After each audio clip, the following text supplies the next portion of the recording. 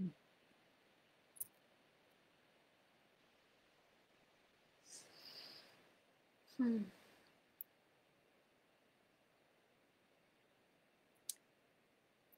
Bienvenue pour ce live 347.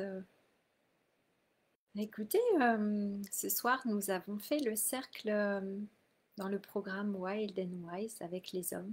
C'était le cercle sur l'enchanteur, le deuxième cercle à propos de l'enchanteur.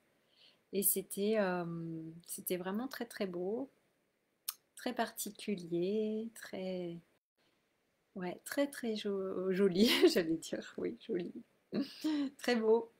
Et ouais, je suis encore vraiment là, baignée par cette énergie, cette belle énergie dans laquelle nous étions. C'était vraiment un espace céleste au milieu des constellations, entouré des constellations, entouré des Pléiades, entouré d'Orion, euh, avec Sirius ou bien d'autres étoiles encore. Donc ouais, très très beau cercle qui a duré longtemps aussi, encore également. On a vu, j'ai j'ai présenté un voyage, on va dire, à travers tous les arcs, oui, toutes les facettes un petit peu du magicien et de l'enchanteur. Et donc ça passe par le magicien, le sorcier, le druide, euh, le génie aussi, les génies. J'ai présenté certains génies, Tesla, Einstein, David Bowie. Donc vous voyez, c'est très mélangé, très éclectique, comme on dit. Et puis, oui, à quoi ressemble finalement ce magicien, cet enchanteur moderne? Ah, il y avait Merlin aussi, Merlin, Gandalf, Dumbledore. Donc, vous voyez, toutes ces images, en fait, toutes ces facettes sont regroupées pour moi. Vraiment, c'est cette idée du magicien, de la magicienne et du créateur, créatrice de la vie, de vie. Et c'est vraiment intéressant quand on regarde tout ça et qu'on reconnaît cette énergie quand elle est présente en nous. Parce qu'on comprend pourquoi on fait ce que l'on fait dans cette vie, pourquoi nous sommes là et qu'est-ce qui nous anime en fait de façon profonde. Et ouais, c'est important de reconnaître cela quand on porte cette vibration, cette essence de vie, on pourrait dire. Et ouais, ouais, pourquoi tout cela nous anime, qu'est-ce qui nous anime et c'est vraiment dans cet archétype du magicien de la vie, de la magicienne de la vie, et bien de pouvoir être au service finalement de la vie et on pourrait dire, de l'évolution. Donc forcément, ce magicien, cette magicienne va avoir un effet sur les autres, va contribuer à un certain développement, épanouissement, on pourrait dire, de l'humanité, des individus qu'il rencontre ou qu'elle rencontre sur son chemin. Et ça fait partie effectivement ça fait partie du jeu, comme on dit. Ça fait partie de son expérience de vie et de ce qu'on peut appeler la mission de vie. Et ouais, je trouve ça vraiment très beau en fait quand on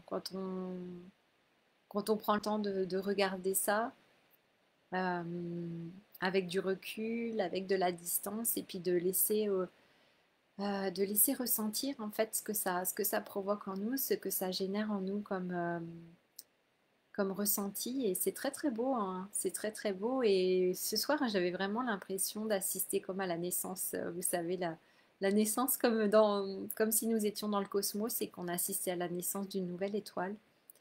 Donc de choses qui ont envie de naître, d'émerger à travers nous.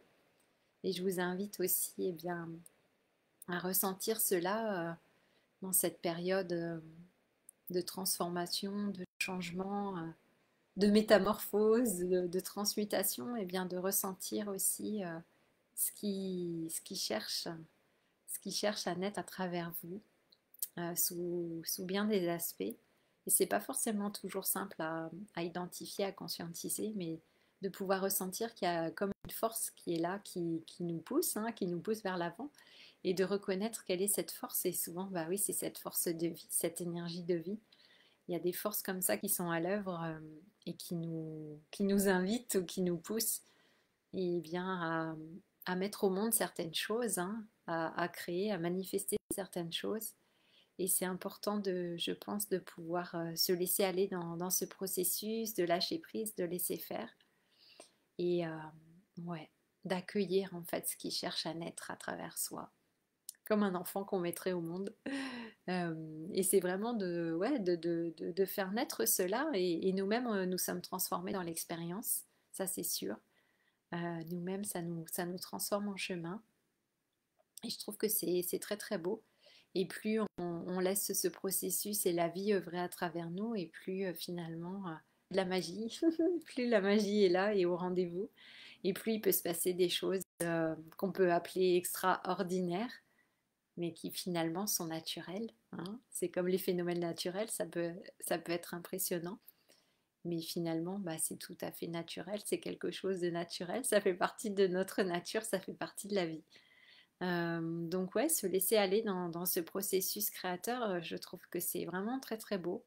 Et ce soir, il y avait vraiment une belle énergie, hein, un des participants l'a vraiment souligné, c'était très doux, très serein, très paisible comme énergie.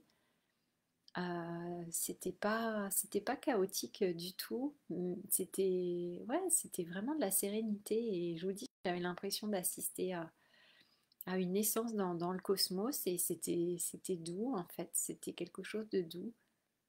Ouais, c'était pas comme on pourrait l'imaginer, comme le Big Bang où c'est la grande explosion. Mais là, c'était quelque chose vraiment dans la douceur. Et il y a vraiment cette énergie de la douceur là que je ressens encore, de paix, de sérénité. Donc finalement, le processus de création, ça pourrait ressembler à ça. Quelque chose de serein, de paisible, où on laisse les choses ouais, se manifester à travers nous. Et ça se fait effectivement, on en a parlé ce soir aussi, il y a vraiment cet alignement avec, ouais, avec le divin, on pourrait dire, avec cette conscience universelle, cette intelligence universelle dont je vous ai déjà parlé plusieurs fois. Et quand on est aligné ouais, entre ouais, cette puissance créatrice, ce divin, et puis nous, en tant qu'être humain, notre âme, notre conscience, notre cœur, quand tout est aligné sur tous les plans, dans toutes les dimensions, je sens que c'est comme un alignement d'étoiles, vous voyez. Quand il y a cet alignement d'étoiles, eh bien, ça crée un portail. Hein. On a parlé d'Orion notamment avec la ceinture d'Orion, avec ces trois étoiles principales là, qui sont alignées et qui créent ce portail. Et bien nous, c'est pareil. Quand il y a un alignement, on pourrait dire nos chakras, tous nos centres énergétiques. Mais pas que ça, hein. Je pense que ça se joue aussi à un autre niveau.